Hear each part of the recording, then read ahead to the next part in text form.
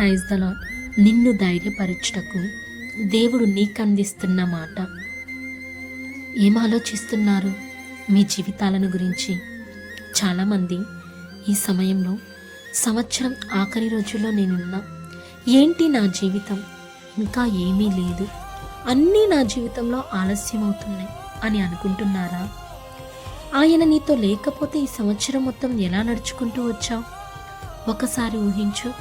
ఈ సంవత్సరంలో ఎన్నో శ్రమలు వచ్చాయి. అవన్నీ నువ్వు దాటావు అంటే నీ చేయి పట్టి నడిపించినవాడు ఒకడున్నాడు. ఆయనే యేసయ్య. నిజమే, నీ ఫ్యూచర్ నీకు కనిపించకపోవచ్చు, దేవునికి మాత్రం కనిపిస్తుంది. మీరు ఒక్క విషయం గుర్తుంచుకోండి, ఎవరెవరి జీవితంలో మీరు చేసిన ప్రార్థనలకు జవాబు రాకుండా ఆలస్యమవుతుందో వారు నిజంగా అదృష్టవంతులు. ఎందుకు అంటారా?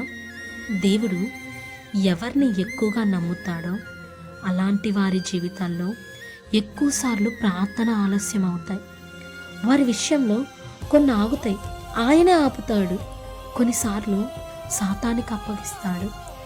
ఏ కారణం చేత అయినా కానీ నీ ప్రార్థనలకు ఆలస్యం అవుతుంది అంటే ఒక్కటి మాత్రం నిజం, దేవుడు నిన్ను ఎక్కువగా నమ్మితేనే అది జరుగుతుంది. ఎందుకంటే నీవు తప్ప దాన్ని ఇంకా ఎవరూ ఓర్చుకోలేరు. నీ వల్లే సాతాను అక్కడ సిగ్గుపడతాడు.